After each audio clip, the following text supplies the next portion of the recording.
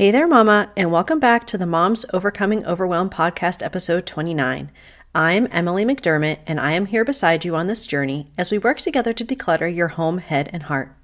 Last week, we spoke about all things paper. Hopefully, you've been able to develop a system around mail, kids' schoolwork, and kids' artwork. If you need more support, come on over to the free Facebook group at tinyurl.com/Moms Overcoming Overwhelm.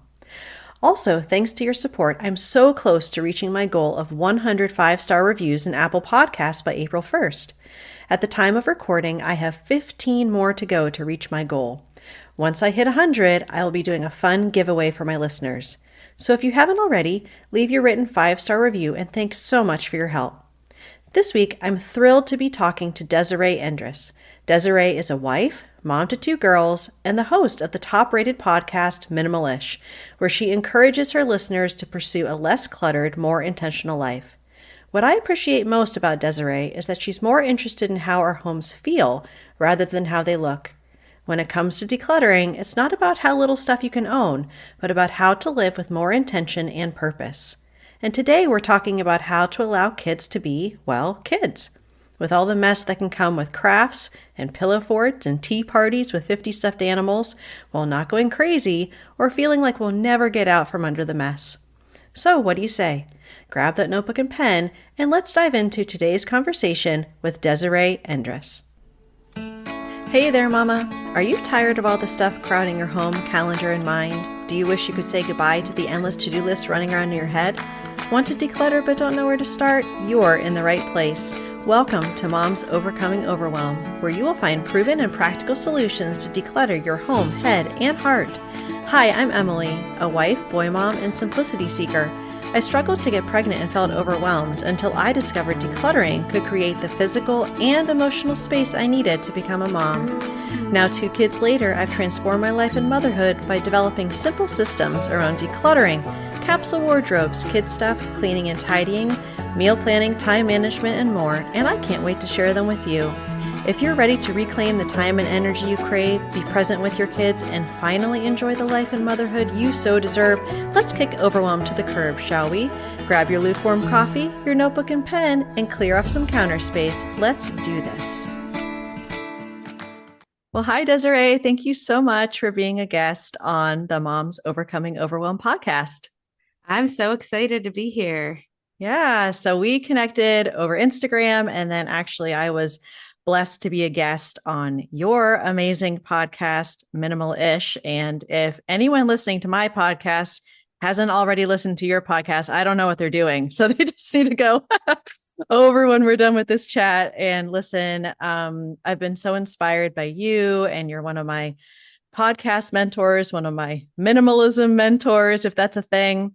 So I'm just really excited to chat with you. And I was hoping you could introduce yourself a little bit about you, your family, and just kind of how you spend your days, if you don't mind sharing. Yeah, well, I was loved having you on the show, and grateful that you enjoy my podcast as well.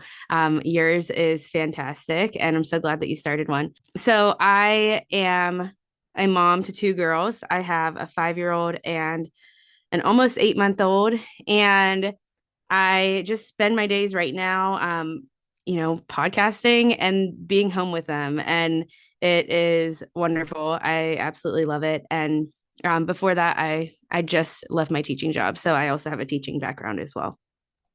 Yes. And I think it's awesome and a real testament to how you've been able to focus, you and your husband, focus on what's most important for you and your family, that you were able to make that shift to full-time podcasting and momming and all the things. So congratulations. That is a very exciting achievement, I guess. And just being able to say, okay, I want to be able to, spend the time at home and really like pour into my family, pour into this community that you've built with the podcast. So that's just really amazing. And speaking of just sort of your journey, I actually don't know much about your journey. And I know you know about mine because that's what we spoke about when I came on your podcast. But if you could bring us back to kind of what things were like and where you were when you realized that something needed to change as far as the overwhelm you were feeling, or just realizing you're drowning in stuff. Everyone kind of that I've met at least reaches this kind of tipping point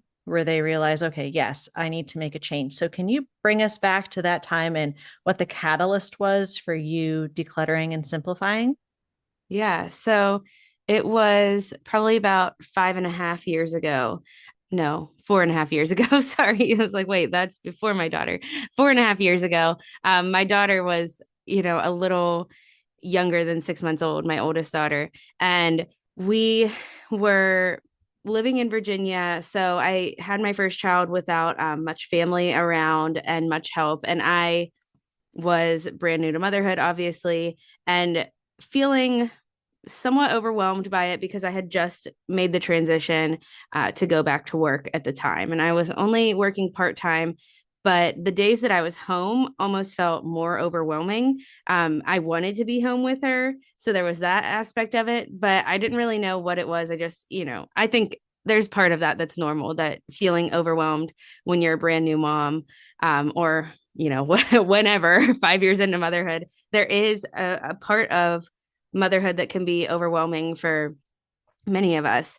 But I was sitting at my house, probably with messes all around me, and I was waiting for my husband to get home. It was in a busy season. It was his wrestling season, which he is a full time. Well, he's a full time teacher, but he's also a wrestling coach. So in that season and during wrestling season, the days are super long because he doesn't get home until after 6 p.m. Leaves super early in the morning.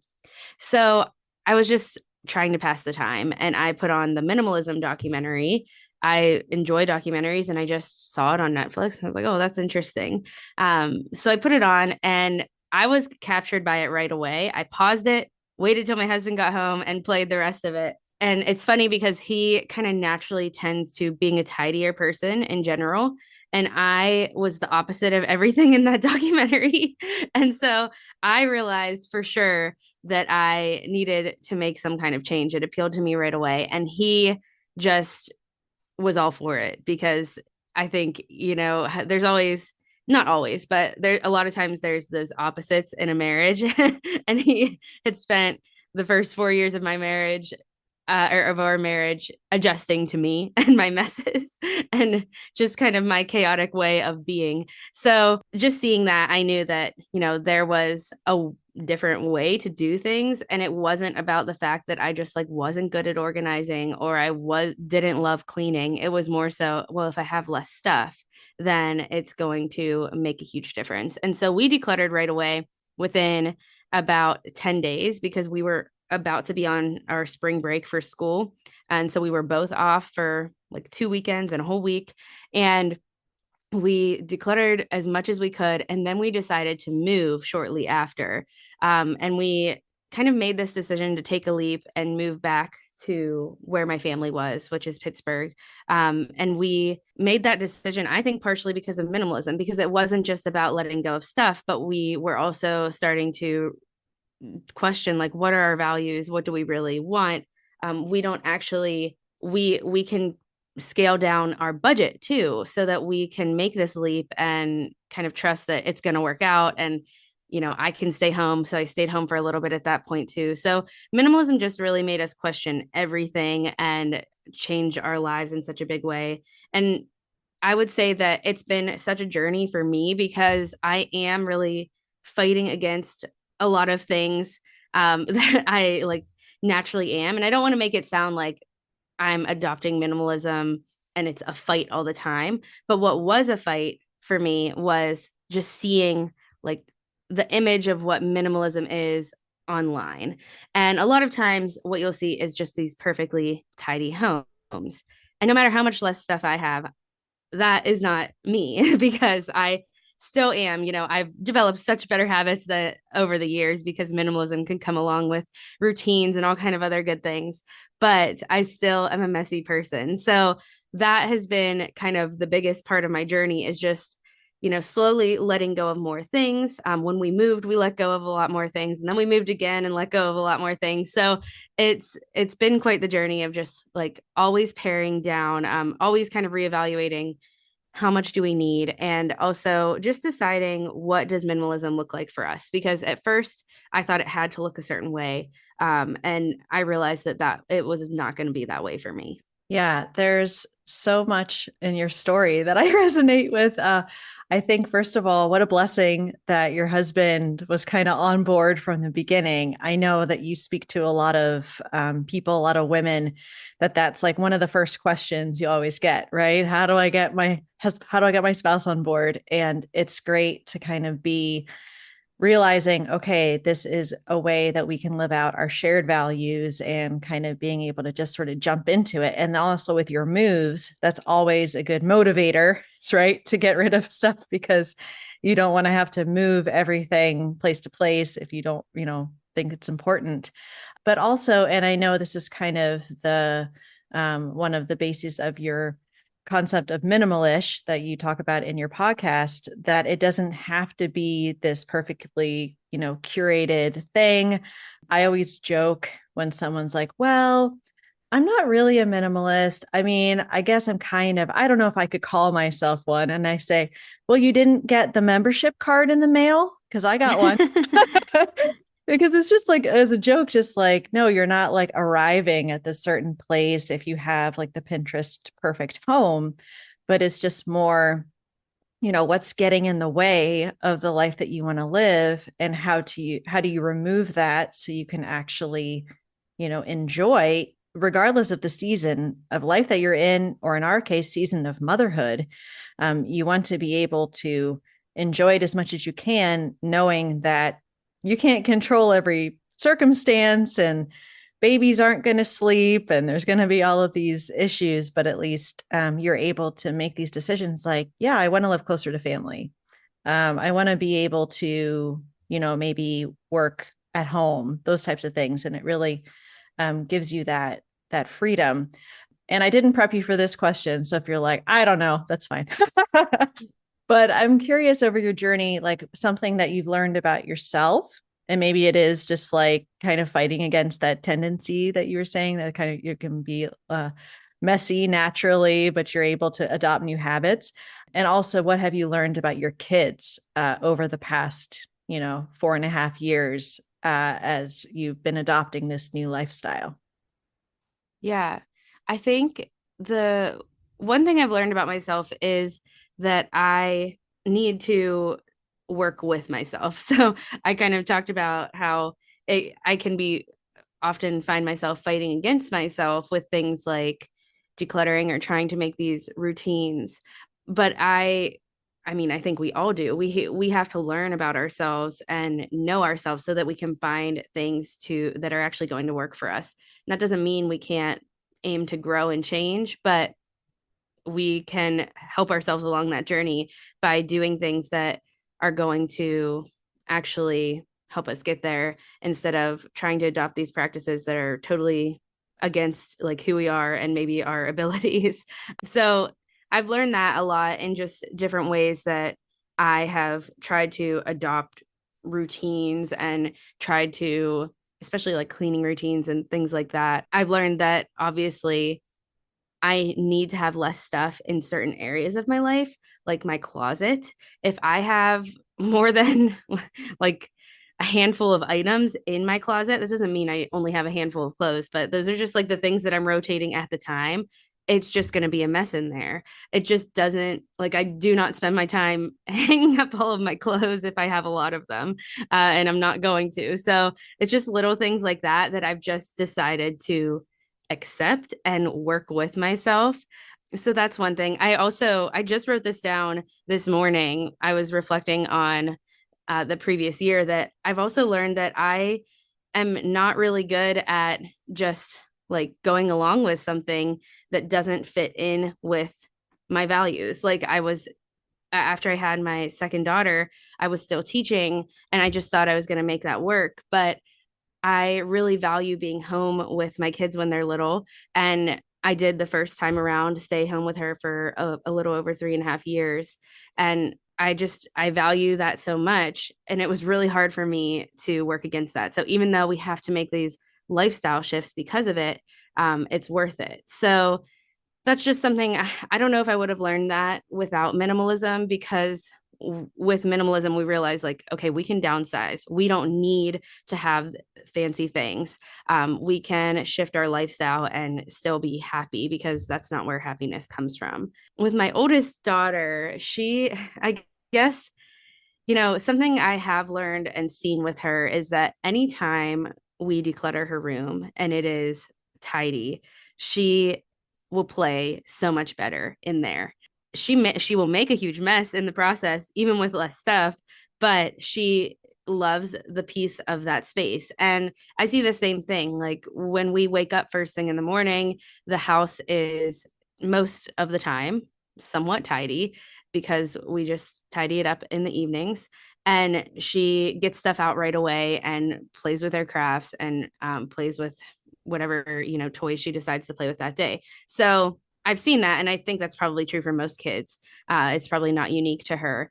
And that just encourages me that we can continue to keep a lower amount of toys in our house, because it's going to be beneficial for our kids. Yeah, I have experienced the same. I am, I guess, what's called a highly sensitive person. I'm very sensitive to my environment.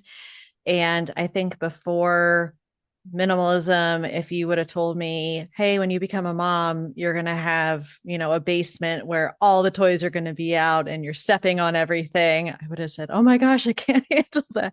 But since we have less, I can look at all of that and I can eyeball it and know, okay, well, that's going to be a 5 minute cleanup or that's going to be a 10-minute cleanup. And I don't worry about it as much. And that has been a real blessing, not only for me, but then also for the kids, because I don't know about your oldest daughter, but when my boys, I tell them it's time to clean up, all of a sudden their bodies become wet noodles and they can't use their limbs anymore.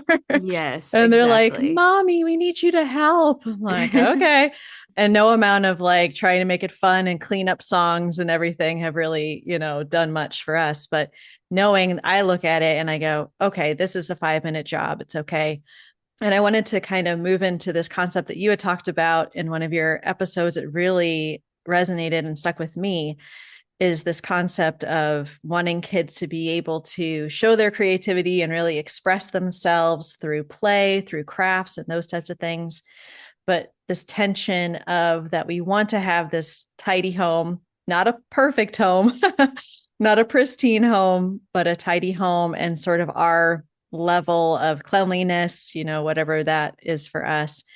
And it's hard to kind of temporarily at least let go of that and let them just sort of make the mess of the whatever, glitter. And I'm trying to think of the hardest things to clean up. Oh, Like yeah. for us, it's like kinetic sand. And I'm like, okay, I'm going to put a tablecloth down and then you have to keep it on the table, please. And meanwhile, sand is everywhere. And I just would love to hear about how you personally have experienced that tension and then what you've done about it in your own life, that might help a mom out there that gets very overwhelmed by the messes.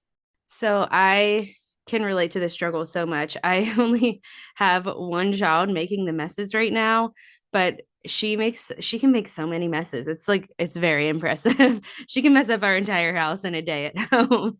And part of that I question, like, okay, could we pare down more? Yes, we could. And I had this moment where I actually was getting rid of some of her preschool things. And the next day, she asked me, she didn't ask for anything specific that I threw away, just like papers, but she asked if she could start taping her like preschool papers to her door. And I was just thinking, like, you know, of course we can't keep every single paper they bring home, but some of these things that I think are a mess, like the like craft that she cut out that I don't even know what it is, she sees them as important to her, and they're not going to be important to her for like forever, and probably not even for a month, but in the moment they're important to her. And so I just, I started to get this, shift my mindset around what minimalism needs to look like in my house in this season. And I have learned that mess does affect me for sure and affect my productivity. but I've lived that way all of my life. So part of that is I can tolerate it. And I think I can tolerate it less and less as I get older, but I've had to kind of tell myself, like, we're going to have to tolerate it a little bit in this season and just let go a little bit. So with that said, my at the end of the day, my house, if she's home all day, other days she goes to preschool, but if she is home all day and we are home all day, my house will have a total mess on our table because that's where she does her crafts, and she'll come back to it, back and forth to it. And usually there's something in the living room of some sort, baby friendly typically, so that she can crawl on the ground on the living room floor. And sometimes during my baby's nap time, I'll work a little bit and she just comes in the room with me. So in my bedroom, which is where my office is right now, she makes a whole neighborhood of stuffed animals. So by the end of the day, there's like a little bit of mess sprinkled almost in every room.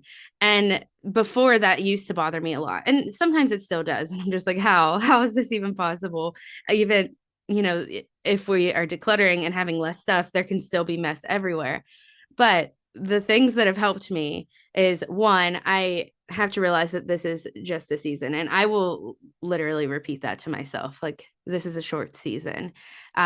Two, I have kind of an easy cleanup for every area, and it is not organized. Like, I reorganize it every once in a while, but it cannot be organized, or else she can't keep up with it, and I definitely can't even keep up with it either. So our craft closet, like, there is an organizational system, but by the end of a month or however often I get to reorganizing it, it will look a total mess.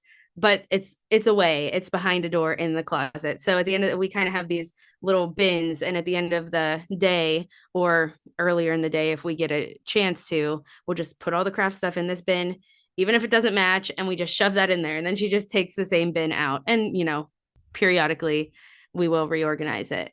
Same with, most of her toys are just kind of, we categorize them to a certain amount, but they're just in bins so that she can help put them away. She does the same thing though, and says that it's impossible for her to do it. And I just try to come alongside her and show her that, like, all we have to do is just throw it in this bin. It's not that hard. And sometimes she, remembers that. But I think that's the biggest thing that has been helpful to me, is just being able to have it behind a closed door, or at least in a bin. Sometimes at the end of the day, there's Barbies in a bin in our hallway to go back to her room, and they don't get back to her room. So it's not a huge deal to me of that. It's just the fact that it's off the floor and it's put away. So that's the main thing that I've done that's been able to help me, is just have a very loose system to clean this stuff up. Another mindset shift that I've had to have is, and I'm still kind of in the process of this one, is I always want her to clean up what she's doing before we go to the next thing. And I'm sure that that is, advice someone's given as a good practice. And it's a good practice in our lives that we would clean up something before we go on to the next thing. But it never goes well when I'm trying to force her to clean up something before she goes on to play with the next thing. And I just think, like, if someone was trying to do that to me when I was eating lunch and then like hurrying up to get to work, I'd be annoyed. Like, I don't have time for this. And that's probably what she's thinking in her head. Like, she's so excited to play with the next thing that I'm just kind of hindering her creativity by asking her to clean up this mess. So I try to tell myself, like, it's going to be okay. By the end of the day, either she's going to help me, or if we don't get to that, like, it is going to be on me and my husband, but it's quick. It's always quicker than we think it is. Yeah, I love that. For me, it is remembering, like you said, that it's only a season. And for me now, my youngest is going to be in kindergarten in the fall, and that's going to be huge as far as the amount of time, not only that I get to focus on my pursuits, which is nice, but on the flip side, the amount of time that they're home and playing. Yeah.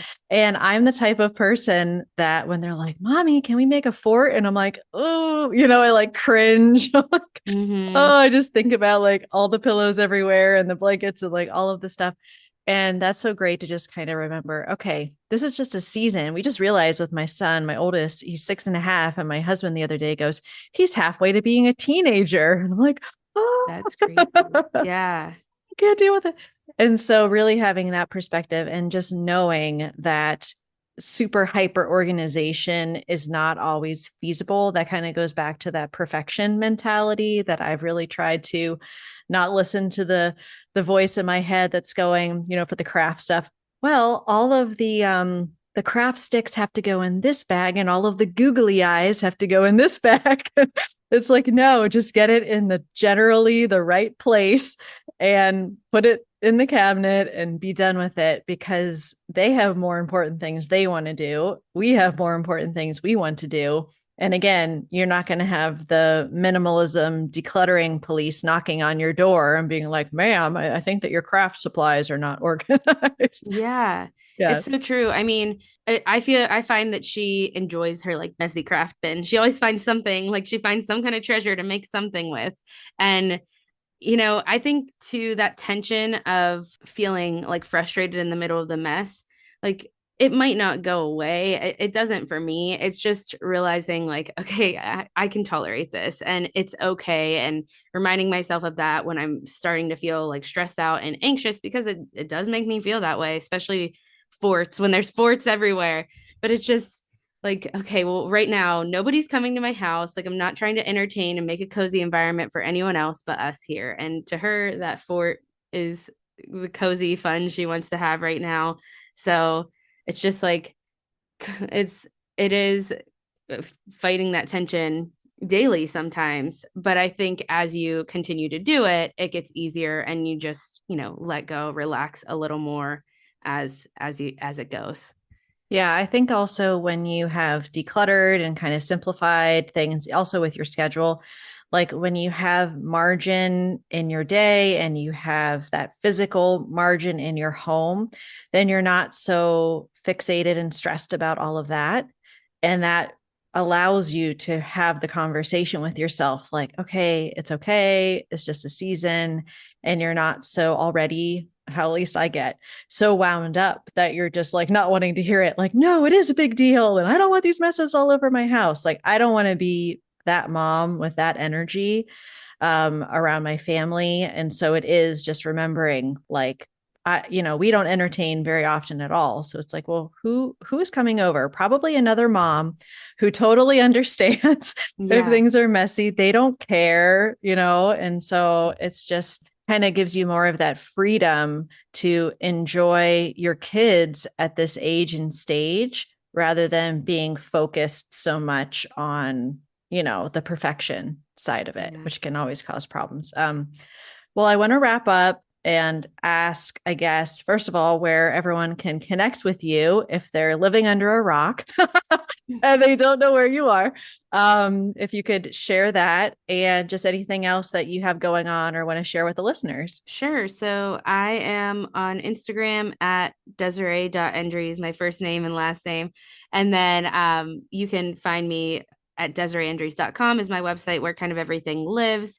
But the podcast is minimal-ish on any platform that you listen to podcasts. So yeah, come find me there.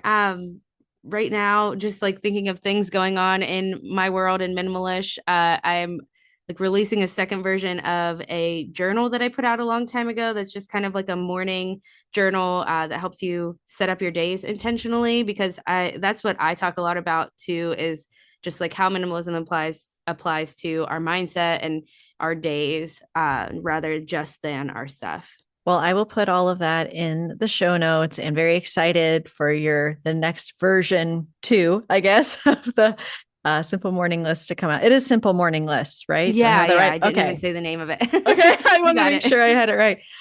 So I'll link to all of that. And otherwise, thank you so much for joining me. And you've been such an inspiration to me. This has really been a treat. So thank you again. Thank you for having me.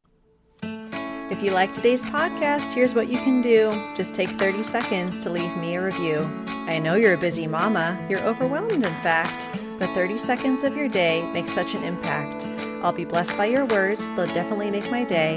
And who knows, you might be entered for this month's giveaway. In Apple Podcasts, scroll down to write a review. Thanks so much for your time. I'm so grateful for you.